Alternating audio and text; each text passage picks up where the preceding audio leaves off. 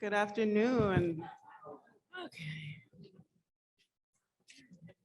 Okay. All right.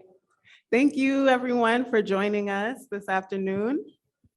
My name is Racquel Forrester. I'm the Associate Director of Civic Engagement at the Urban Democracy Lab. I'm going to be moderating this panel today. We have a smaller panel, but a small but mighty panel. So I'm going to start by just introducing our panelists here. So first to my left is Missy Risser-Lovings, who is a clinical law instructor, supervising attorney, and co-director of CUNY School of Law's Community and Economic Development Clinic that provides legal and policy support to community-led organizations that redress structural inequities faced by marginalized communities. Her research focuses on cooperatives and community land trusts as tools to address the various crimes low-income communities face under racial capitalism and the intersection of CEDC and racial and criminal justice work through abolition democracy. So welcome, Missy. And then we have Renee Hatcher, who is a human rights and community development lawyer. She's an assistant professor of law and the director of the Community Enterprise and Solidarity Economy Law Clinic at the University of Illinois Law, a legal clinic that provides free legal support to grassroots organizations, cooperatives, and other solidarity economy enterprises. She is a member of the leadership team for Resist, Reimagine, Rebuild, a facilitator of the Black Abolitionist Solidarity Economy Fellowship, a board member for the New Economy Coalition, the Society American Law Teachers, and the Detroit Justice Center. Her applied work and research focuses on the solidarity economy and the law. Thank you both so much for joining us. I'm honored to be here with y'all. And I'm really happy to kind of continue where we left off in our first amazing panel, because both of you all are so rooted and grounded in practice and community and really doing the work. For this panel and for the following panels, we're really gonna dig into the spokes of racial capitalism and starting with this discussion on reparations and economic justice. There is no denying the atrocities of slavery and the lasting impact for this discussion, the economic impact. And so I really wanna begin with some context. And so for my first question to both of you, where do reparations and the fight for economic justice show up in the context of your work, whether it's the grassroots space or within the academic institutions? I can try to kick us off. So in terms of picking up in kind of where the last panel left off, and also how do we actually do the on the ground work of trying to dismantle racial capitalism? How do we build counter institutions that can contest for power, build power, and allow our folks to participate and engage in different ways? A lot of what we get to do is like reimagine the way in which institutions can function. And really that work is always driven from the ground up. So a lot of the work that I see is reparations. When we start talking about reparations and slavery, the dispossession of land, the genocide of indigenous people was kind of the initial capital accumulation, but the initial crime of racial capitalism. And so a lot of the conversation around reparations sometimes does not go beyond the paradigm of capitalism. Like it, in many ways, it's a conversation that's framed around the disparity in wealth or racial disparities in wealth, or how do we simply allow folks to have more money in their bank account, as opposed to how do we actually address the harm and the violence of racial capitalism itself by reframing it. So some of my work is really just focused on building institutions that are anti-capitalist, that allow and center the actual needs of people and the sustainability of the planet. And so it's, in a way, trying to counter the very foundations of how institutions, organizations, corporations more broadly, like actually function in this country by centering care, by centering the needs of communities. And so some of that, a lot of that is through cooperatives, building different types of experiments, sometimes with things like mutual aid, building collective forms of land ownership that actually are trying to serve a different purpose and have different success metrics. And so I think a lot of times there's some tension in some of that, but more or less, like, I think what I think where we can generate more conversation, picking up from the last panel, is really about what are some practical ways that we can today, right now, people are actually countering racial capitalism, and what are some of the more both viable and politically solvent, like really exciting ideas and experiments that people are sustaining in ways that actually allow us to build power to do that work. So I'll stop there and let Missy chime in. Thanks, Renee. So everything you said, yes, very much to build off of the last panel. I think that a lot of the work, so I teach and co-direct the Community and Economic Development Clinic at CUNY School of Law. So we partner with community-based organizations that are doing organizing work, some of which they frame as reparations work, and some of which I think of as reparations work, but they may not call it that. But much of it is economic justice work. And so to the extent that I agree with what Renee said, I think that we try to think of reparations as part of the work that we do. But again, if it's just sort of backwards facing reparations, that sets people up to sort of have some sort of restitution or compensation under the current racial capitalist system, it's not enough. And so a lot of our work is building institutions, changing sort of the mindsets of people that are used to the systems under racial capitalism towards different ways of relating to each other. And that's very done through very similar, I'd say, organization types, like helping build cooperatives, community land trust is one form of community land ownership that we work with. But economic justice is foundational to the CED practice. And I'd say that, we're exploring as a clinic, and some of our partners are exploring actively, how to use the reparations framework to advocate for some of the projects that, we're doing currently and that they've been engaged in for the last couple of decades, I'd say. Thank you. So I think, Renee, you mentioned some of the tensions between some of these models. And one that I wonder about is, I guess, the impact of local approaches to economic justice versus larger policy campaigns for structural reform. Mm-hmm. Well, so I tend to find that some of the most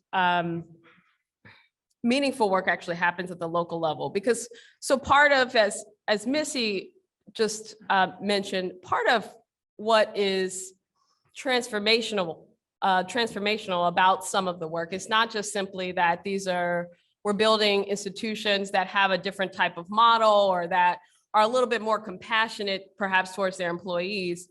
It's actually figuring out configurations where people can relate to each other differently and how they want to create, both a social compact, but also how we care for each other. And so a lot of that has to be face-to-face, trust building, relationship building. And so the way I kind of see some of this work is that people on a local level are building institutions that can actually serve them in ways to further their ideas about what they want to see in their neighborhood, about the things that they need, in a way that gives them agency and directly is responsive to, how they are framing both the problem and the solution. So in that way, I feel like the local work in many ways is always key to some of this. And I've come to think about it as really, in a way, what we're trying to get to is like permanently organized communities. And so that not just means that, for example, that people aren't, can't maybe politically engage, as folks were talking about on the former panel. I have clients, for example, that are now organizing worker cooperatives as a way to do their political work, but also to sustain themselves economically, right? So the worker co-ops, and I don't want to jump ahead, but worker co-ops are simply for-profit businesses that are owned and controlled by workers, right? So they get to decide on everything from, their working conditions to perhaps how they set their hours, whatever that looks like. But a lot of folks are using those kinds of vehicles and institutions to actually do political work, right? To specifically address sometimes local systems or even larger or global systems. For example, I have a client that is a worker co-op that does textile production. But part of what they're doing is actually trying to disrupt the global fashion industry, right? And specifically drawing attention to the way fast fashion exploits workers across the world, specifically women of color and the global South, right? And so part of what they've been able to do within their worker co-op is to create the working conditions that actually work for them in terms of things like transportation or childcare or their healthcare plan. But at the same time, they are both, as an example, and intentionally doing political work to actually bring attention to the way in which the fashion industry is operating and the way it's exploiting workers across the world, but also an example of how you can do it differently. And so as we start to think about the ways in which various institutions can be used, I think that the local piece is always really important.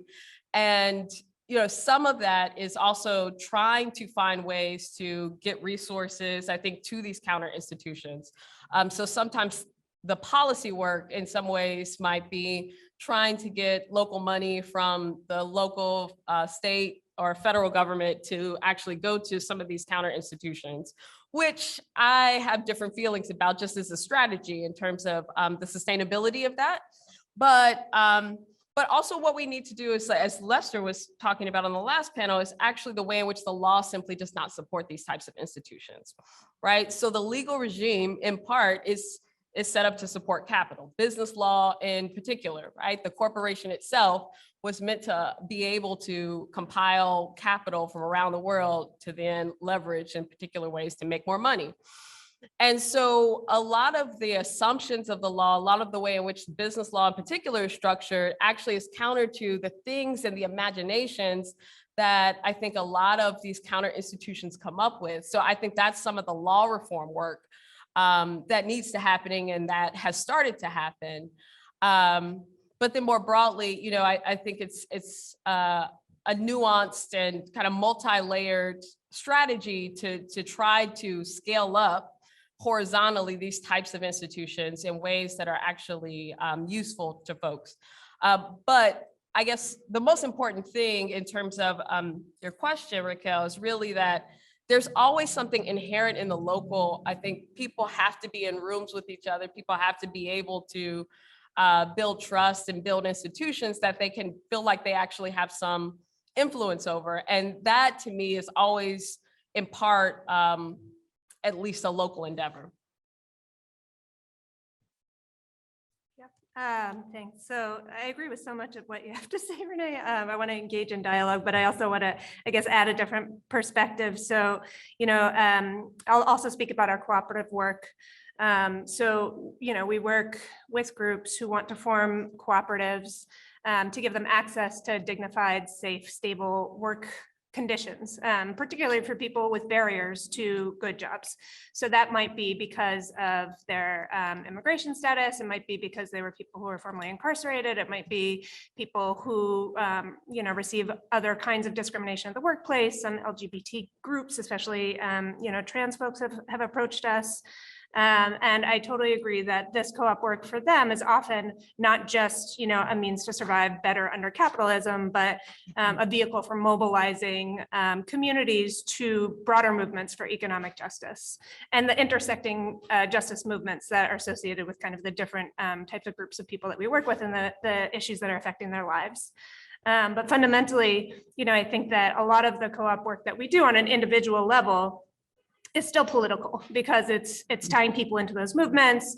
It's engaging people in a collective participatory process that's designed to redistribute power and wealth, both under the current system and as a vision of an alternative system that we could transition towards. But I think so slightly interpreting your question differently, one thing that we struggle with, because a lot of our work is local, I'd say it's either city or state based, but something that I think about a lot is working with sort of more grassroots, maybe one-off co-ops versus larger scale incubated projects. And so that's kind of often done through institutions that have a broader policy goal, which may be less localized in that they're often less community driven. Despite attempts to be so, I think just by the nature of being incubated by larger institutions, whether that be academic or nonprofit structures, these larger scale projects, I think, have a larger impact for a potential for impact, both because I think, they're amassing people with different kinds of power and wealth and maybe some of our individual clients may have, but also because they're thinking about larger scale policy initiatives that have the potential for larger impact. And so I think that there is a tension there. And I'll talk about, one project that I think has this potential, but some of the things that we've thought about that are tensions within that work. So one of the co-op projects we've been working on is about building a more intentional procurement practice for public institutions, beginning with public hospitals in central Brooklyn. So the work actually started, as a sort of a public health initiative because there were a lot of safety net hospitals being closed in central Brooklyn. So there was a major issue around lack of access to adequate health institutions. And so we started working with a coalition that was designed to advocate to keep those institutions open, which they were successful in doing. And then they shifted focus to change or transform those institutions to be more accountable to their communities. And that looked a bunch of different ways, but in terms of the cooperative aspect, they made a recommendation to have the hospitals look at their procurement pipelines, which is something like, I think in New York State, a $40 billion industry, and to identify key places where they could be more intentional about supporting local businesses. And the groups that we were working with were specifically working with businesses that would be worker owned, that would be comprised of people who were formerly incarcerated. And so one of the first businesses that they identified was a hospital furniture manufacturing company. And then when we went to sort of try to negotiate some of these contracts, we discovered that there is a mandated procurement policy that certain public institutions must purchase from the industrial arm of the New York State DOCS, so Division of Corrections. And so basically, I didn't know this, and I work for a public institution. I work for CUNY School of Law. These public institutions are buying furniture made with prison labor that's compensated at cents an hour, and in conditions that people do not have the choice to work, and where they do not have rights, for the same rights that other workers have for occupational health and safety, for organizing, and for the standard worker protections, which are minimal, that are extended to most other workers in the state.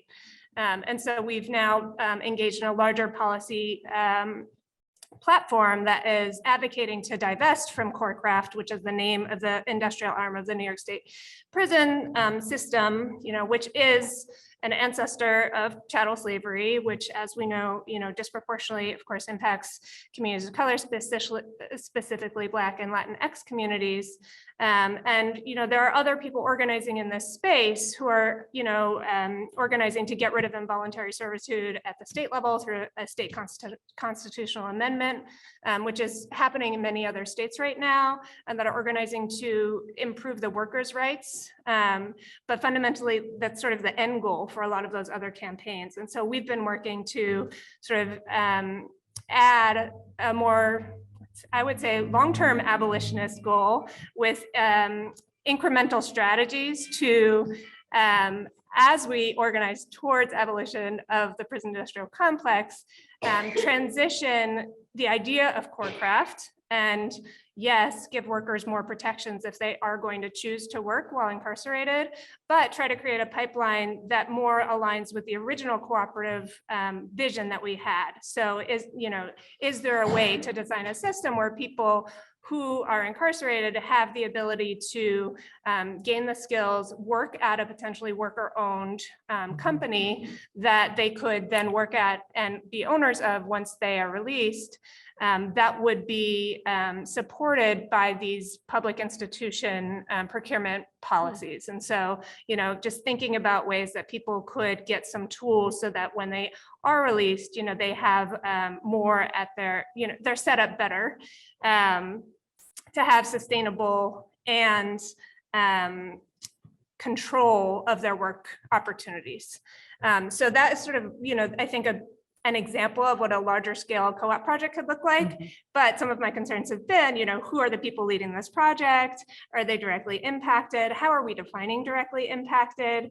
In New York State, the number of people that have been arrested is enormous, and where they've gone since can really vary. And so I think that it could be easy to say, oh, well, this initiative is being led by, people who are formerly incarcerated, but that doesn't necessarily mean like the voices that are of people who are currently working at CoreCraft would be included in that project. And so that's something that we're trying to do very intentionally, which is challenging, but we're taking the time to do that to try to help shape our campaign. And I think it comes back to that first panel's emphasis of, how do you make meaningful the ideas behind the initiative around racial capitalism, and also allow people to, have enough information to make a concrete decision about if they would support this kind of campaign. Because, we've gotten a lot of feedback from people that, for instance, CoreCraft, despite only paying, say, 16 cents an hour, is a better paid job than many others that people have access to. And so the idea of just, abolishing CoreCraft was not appealing to people who had those jobs. And so, we're trying to push against some of those tensions, but I do think it's, it can be difficult to ensure that you're still being really accountable to community members when you do some of those larger scale projects, just by the nature of who's leading them and some of the, I think, imperatives of maybe the funders who are also contributing to those projects. Thank you. So I want to talk about the solidarity economy. With both of you are super active in this, and seems to be a buzzword right now for addressing and creating these counter institutions. But what is it about the solidarity economy that advances economic justice, and how does it intersect with the fight for reparations? So the solidarity economy, for me, it's much more than a buzzword, right? The solidarity economy is based off of a theory that started in Chile, even though people have been practicing solidarity economy practices for forever, right? Mutualism, cooperativism has always existed. But the solidarity economy is a theory and a global movement, right? It's an anti-capitalist movement. It's an alternative. It presents a blueprint of how we actually wake up and we go fight capitalism every day, starting right now. So it's based off of building counter institutions that actually provide for people's needs and address the climate crisis. And the way in which it is formed is loosely around certain principles of what those institutions should include, right? The principles of solidarity, of sustainability or ecology, of pluralism, which means that we should build institutions that are responsive simply to whatever the conditions are on the ground, of equity in all dimensions, or I tend to use the principle of liberation of all peoples, and participatory democracy, right? That things are better when more people can participate in the outcomes of their lives and the conditions of their lives. And so the theory of solidarity economy is underlies a global movement of different types of counter institutions, experiments, organizations, for-profit, nonprofits, And so it's kind of the way I've come to see how I prioritize my work a little bit. And so, and it also goes along with what Ed Whitfield refers to as liberation zones, right? So instead of defeating capitalism, 100 or capitalism falling in on itself, how do we actually build zones of liberation where we can be free today? And we do that by creating institutions where we can relate to each other differently, where we can create the conditions where we have our needs met, and build those institutions that serve us in ways that we can kind of thrive and live the kinds of lives that we deserve. So, broadly, there's lots of different types of solidarity economy initiatives, organizations. A lot of what we talk about is cooperatives, but there are many, many more, right? And as long as they kind of hold fast to what those principles are and are driving us towards an anti-capitalist world in which folks are actually having their needs met, where we're actually being mindful of our exploitation of natural resources, or we're in tune with the planet, then those kinds of organizations or institutions are solidarity economy institutions or organizations or counter institutions, whatever term you want to use. So I would say I'm hopeful that I feel like folks are becoming activated around it more. The usefulness of it, at least to me, is that it gives us a blueprint to kind of get to the world that we want to get to, right? It's a prefigurative blueprint of building these types of institutions that actually can care for us and address the needs of people today. Yeah, I mean, I tend to agree with everything that Renee said, but I guess a couple things that I could add. So, I think most solidarity economy institutions upend this individualization under capitalism, that I think people have internalized. It shows collective participatory processes and ways of thinking about people interacting with each other that aren't based on, maximizing capital or extracting things from each other, and instead providing like services in a way that takes into account broader things than profit maximization, frankly. In terms of how I think solidarity economy institutions interact with reparations, I would say that in the work that I engage in the clinic, we have several groups that are advocating for things for solidarity economy initiatives using a reparations lens. And so I'll give one concrete example. So, marijuana has been legalized for adult use in New York in the last year. And, there's a lot of organizing around trying to make that legalization stay true to the stated purpose of the Marijuana Regulation and Taxation Act, which is reparative justice.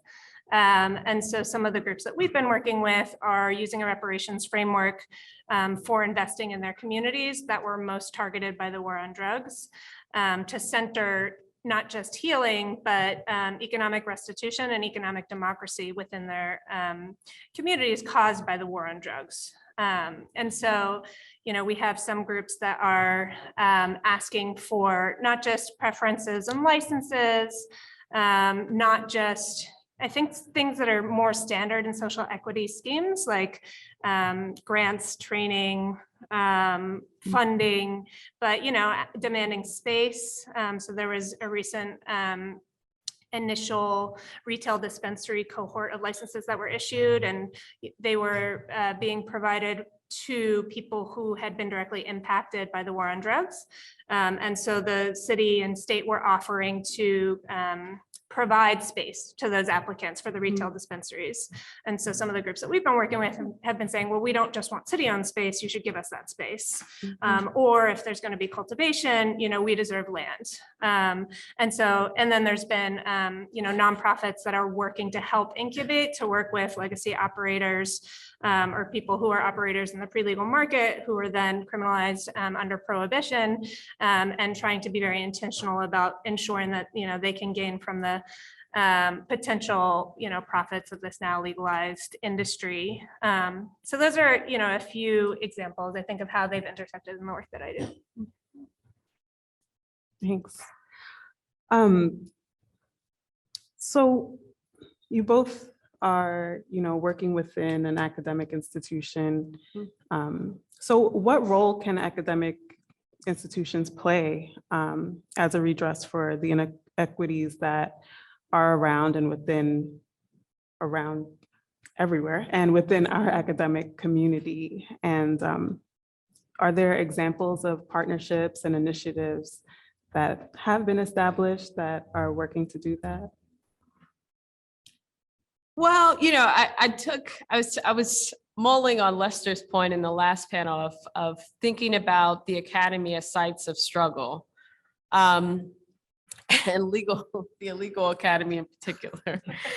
I'll say for myself, sometimes the legal academy doesn't feel like my political project, but I think his point about making ideation, right, and specifically contesting, right, the legal regime that we have that has entirely been created, right, to support racial capitalism, that, my students are having conversations with students about first-year curriculum, and they wonder why it is the way it is. And I remember walking into NYU and being, both probably naive about what law school was going to be, and then very confused as to what these classes were that I was forced to take the first year. But the reason the first-year curriculum is the way it is because of racial capitalism, because they're teaching lawyers how to reinforce and support the status quo in terms of capital.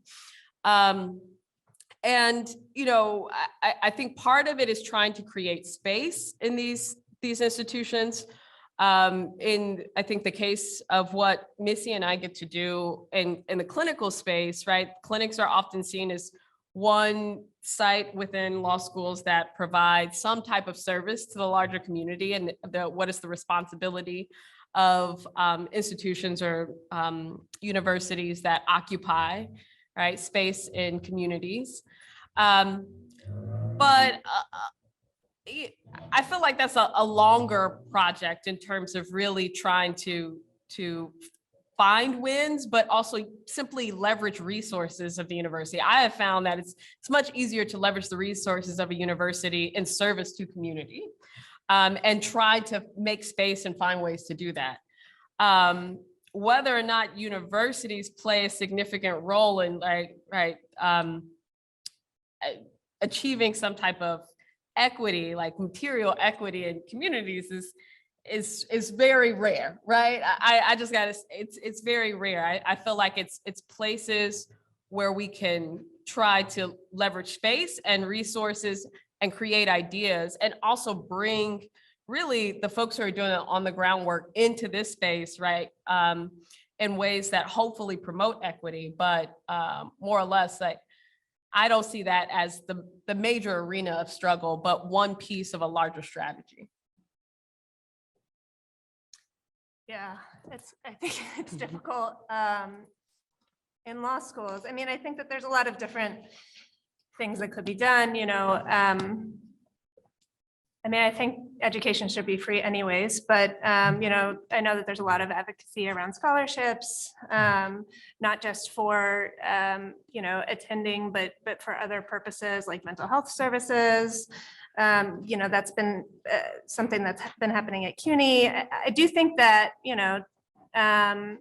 within our institutions, I think subverting the logic of dominant power structures is powerful, and it is, part of what both our clinics do. And I think that there are attempts in other law schools, including CUNY, to have a more critical focus embedded through all of the required doctrinal courses as well. And I think it's to varying successes. But I do think those are areas that I think people are exploring. That is really challenging, but I think could have, a major impact in how people experience law school, and, whether or not they stay in law school, and how they envision how they could be attorneys, and what the profession looks like, frankly.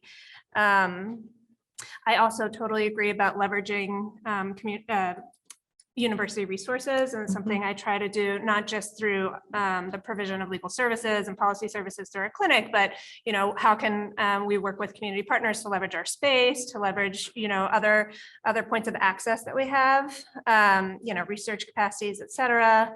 And as Renee said, I think supporting movements and bringing them into the law school, both not just as clients, but as co-teachers, as presenting events. I've thought about and haven't been very successful at implementing, how could universities provide more, not credit bearing, but other resources for community members. And I think that there are centers and there's other partnerships that, we're starting to work with across the CUNY system is quite large. But I do think that there are roles that we could play that are not necessarily towards the degree bearing part of the institution, but other kind of training and other resources that we could provide to groups. But we would have to do a lot more, I think, focused outreach about what would be, most desired by the communities that we work with. But one last thing I guess I'd say is, at the intersection of reparations, I do think that that's another place where within the marijuana justice conversations, people have been thinking about, what are ways that if people want to enter the regulated industry, that we could make pathways, could there be a track, at CUNY for people who are criminalized when, under prohibition, and are there ways that we can be really intentional about, creating those pathways. So I think that that's, again, something that hasn't been fully developed really well yet, but it is an area that people are thinking about that I find interesting.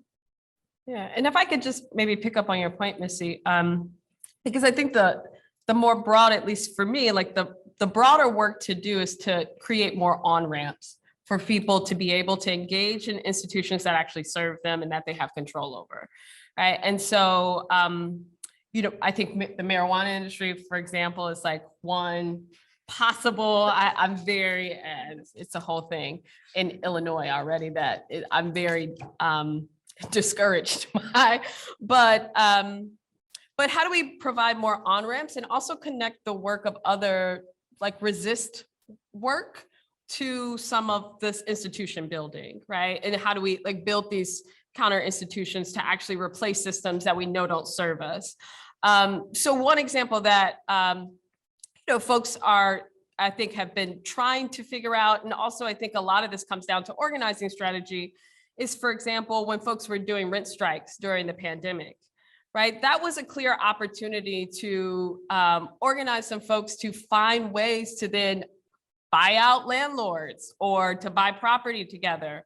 And I think a lot of what the stage of some of the counter institution building, of some of the work of actually dismantling racial capitalism, is building the infrastructure to be able to actually allow folks to quickly or make connections about like things that they're resisting or things that they're actively fighting or that are simply not working for them, and allowing them easy on-ramps to being a part of an organization, for example, that is, a community land trust that's buying out a building, or a housing cooperative, or how do we easily create worker co-ops that are coming from specifically very exploitative industries, where now workers can find the funding to get the initial capital, to get the equipment to start their own company, right? That they own and control, and then they have some say in their working conditions in a very direct way, as opposed to, maybe unionizing or simply just not having real pathways. So a lot of it is trying to knit together some of the organizing work that's already happening. But then more than that, finding many, many more on-ramps for people to actually be able to engage and be a part of these institutions.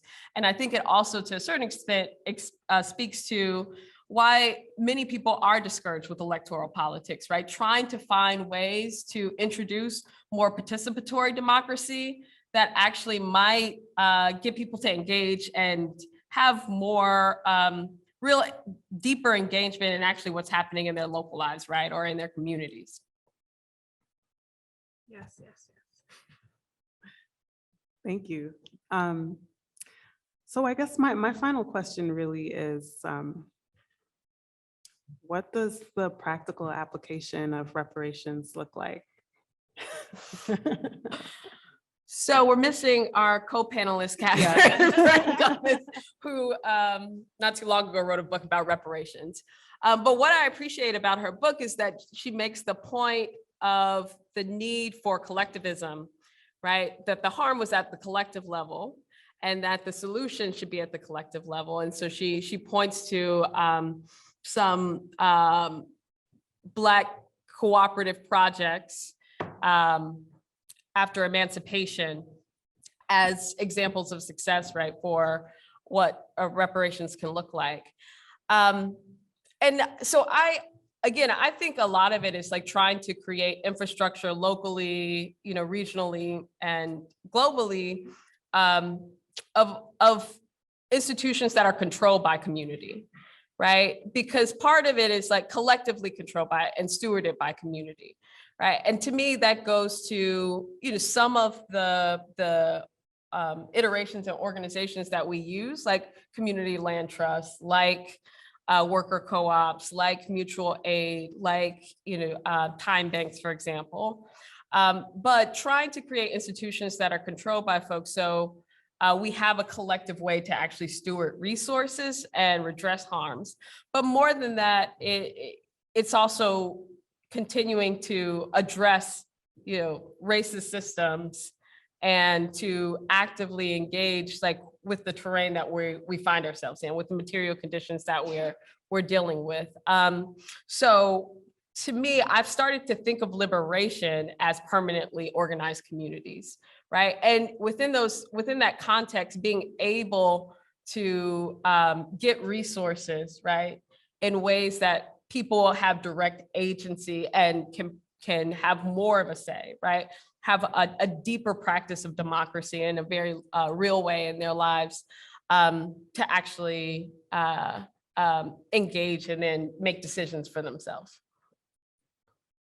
Yeah, I definitely agree. I think that, the work that a lot of our partners are engaging in are focusing more on this notion of community reparations and not just individual reparations. And I think that from the legal standpoint, it's a little bit more gray in terms of, I think, what people have written about. But I think that I totally agree with what Renee said in terms of creating, community controlled and owned institutions. And so I think that looks like some grants of land. I think that looks like, collaboration for the provision of, perhaps social housing and things of that nature.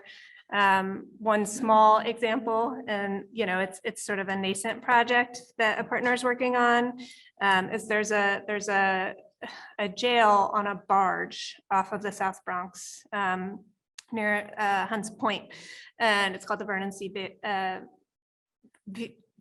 Vane Correctional Facility, and there's been, an advocacy movement to shut it down, but the sort of newer movement is to convert it and the parking lot that's associated with it to a community-controlled space that addresses the harm that former use had caused the community. And so transitioning the land to a community land trust, providing some space for healing past harms, providing some opportunity for economic development, and sort of, opportunities for sustainability initiatives. South Bronx being a place where environmental racism has been a big problem. And so, that's one project, that I think I'm witnessing, despite they're not necessarily publishing about this and framing it a certain kind of way, but I think of that as sort of an example of community reparations that groups are fighting for that reflects, I think, all of the sort of ideas that Renee just mentioned. Thank you. Do either of you have final thoughts or words? Want to go first? Anything? 10 more minutes.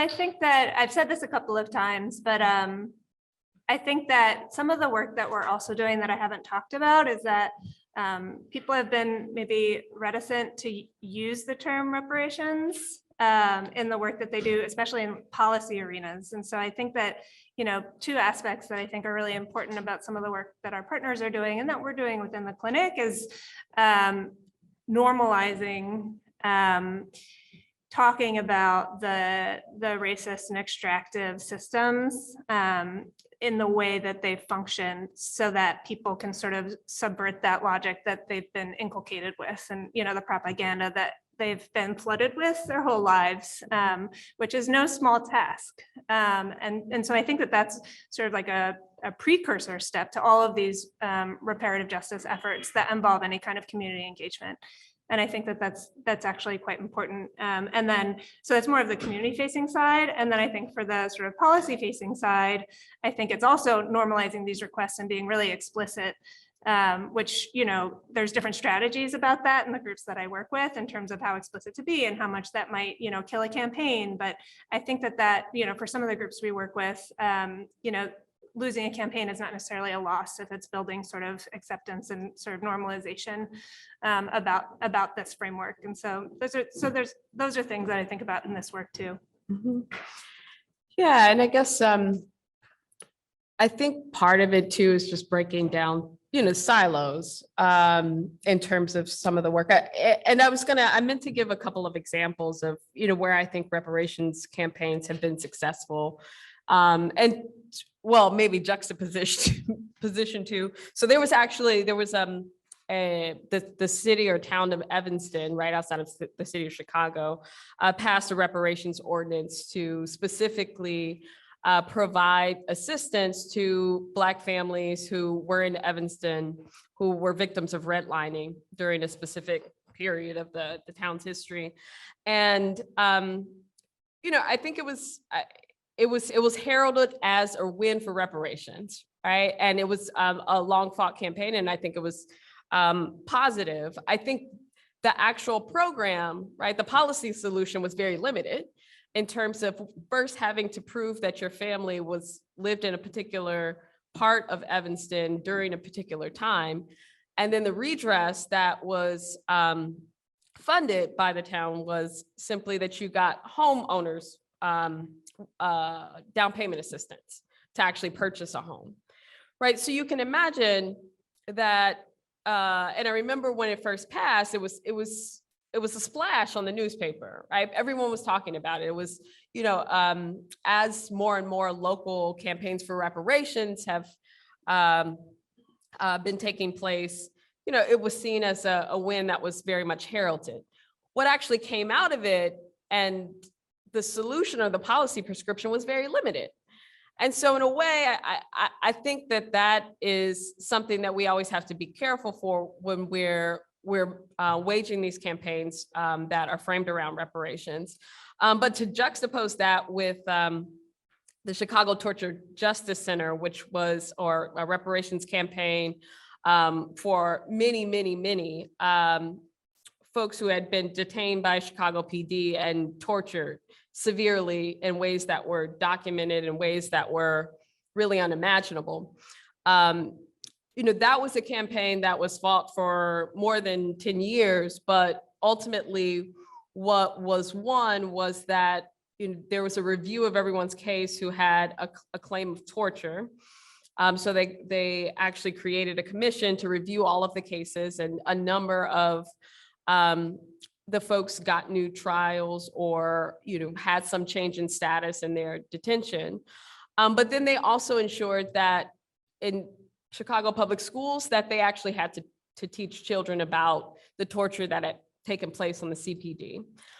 They got a Chicago Torture Justice Center, which is like one of our institutions now that actually does a lot of really fantastic work around organizing, but also around creating community for victims of torture. And in part, that campaign is still going on because they're still trying to get the money allocated for the memorial for the torture victims of CPD. But I think that those are two interesting examples of local campaigns for reparations, where one is in part thinking about institution building, but also, right, a reckoning or really reckoning with the history of the harm that has been done, and also thinking about both the individual redress, but also the collective harm that has happened, right? Because it just didn't affect the torture victims, but it affected their families, it affected the community. You know, it was well known that the type of torture that CPD was doing. And then the others, you know, again, like the prescription becomes very limited. So I think that in part, the counter institution collectivism can in a way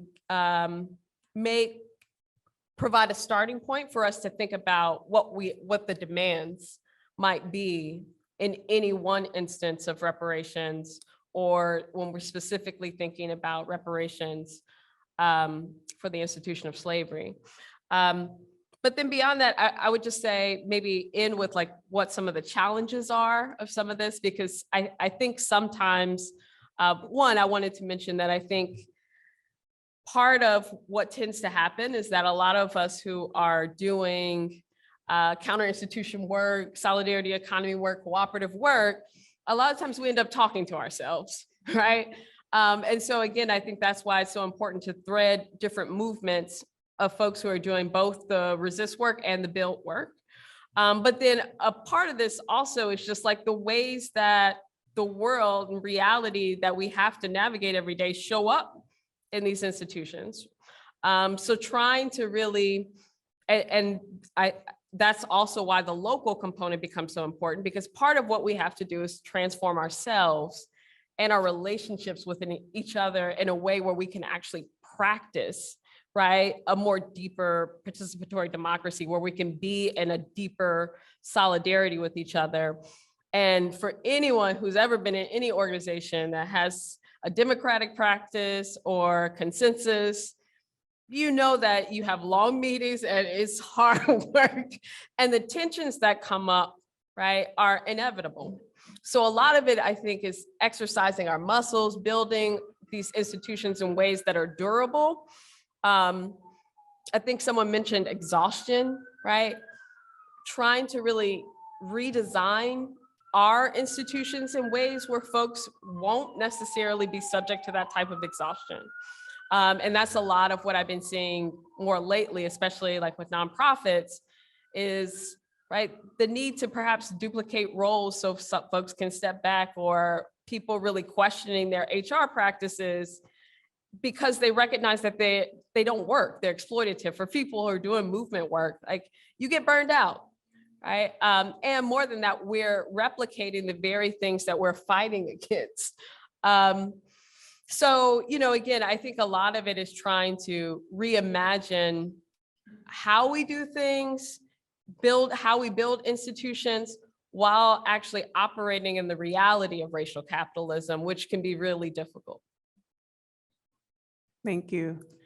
Speaking of silos, it's been a couple of panels now, and I want to break the silo between this table and the audience.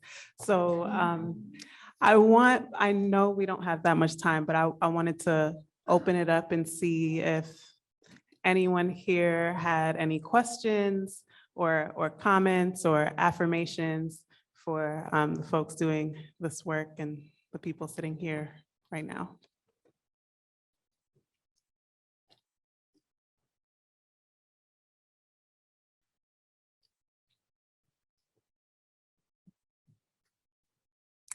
Oh, yeah, question? I'll get you a mic. Renee.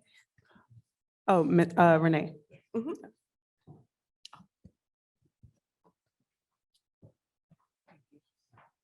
As far as the reparations go, I do know that like equity and transformation has been very instrumental in trying to do reparations centered around, I guess, justice for people that have been thrown in jail for marijuana and all that. How do you think that's going to play out? And I'm not saying because I have been close with Richard and that group. So how do you think this is going to work out? Because I really want it to come to Mississippi. Okay. Yeah, shout out to EAT, Equity and Transformation. It's an organization based in Chicago. They do really fantastic work around informal workers in and around Chicago. And so, I think some of their work was originally around the passage of recreational cannabis. And that has been a frustrating experience. So Illinois is lauded as one of the most progressive examples of recreational cannabis in terms of our law, in part because there were some dollars that were allocated to go into communities that were hit most by the war on drugs. And what I can say is that, at least in terms of the way in which the industry is developing, and also, it's been lackluster and disappointing, right? I think EAT's work is really amazing. What they're working on right now is a campaign called the Big Payback, which is trying to more directly get funds from the state, in part to address the way in which the war on drugs played out in communities in Chicago and the state of Illinois. So I'm really hopeful. I mean, there's a lot of coalition building that has come out of that. And in part, I think that this more targeted campaign, which was in play when we first did recreational cannabis, but this more targeted campaign, I think is more likely to both be successful and have more impact in actually being very specific at getting really at the harm that happened to communities as a result of the war on drugs. So a lot of states have tried to tip their hat to social equity or the harm that was caused on the war on drugs. And as we see that play out, and specifically as the legal cannabis industry develops, like it is furthering exploitation in very particular ways. Like, and some of that, at least for us in Illinois, is inherent to the way that the law was written. But yes, but yeah, thanks for bringing that up. I'm really excited about the work EAT's doing around the campaign. One more question.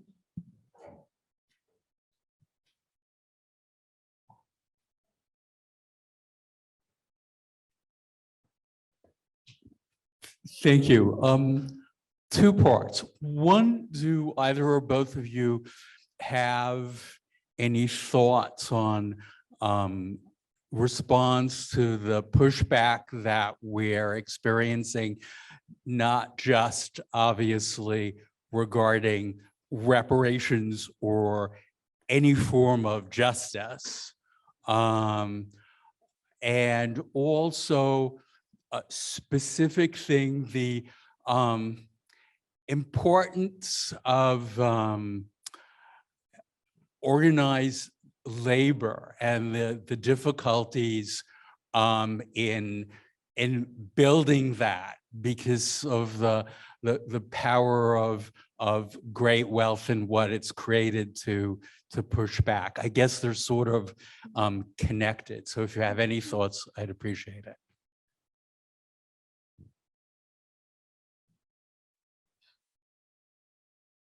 I mean, I can speak slightly, I guess, to the second half of the question. In terms of organized labor, just in terms of a lot of the solidarity economy work we do in the clinic, organized labor is actually present and at the table in a lot of our cooperative work, which I think some people have been surprised about.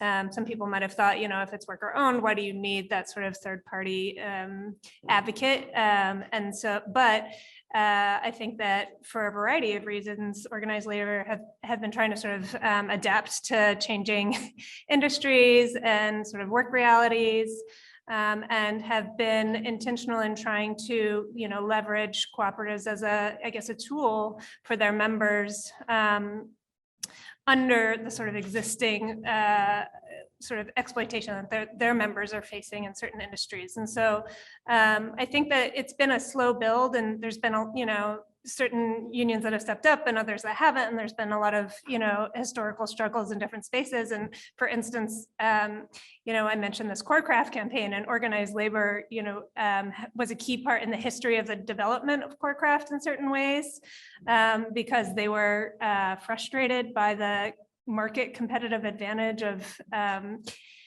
prison labor. And so I think that there's tensions in all these universes, but I do think that organized labor is exploring ways to collaborate with solidarity economy movements. And I think that it's increasing. So it's not just, it's been small and it's been exploratory, but it's been growing over the last 10 years.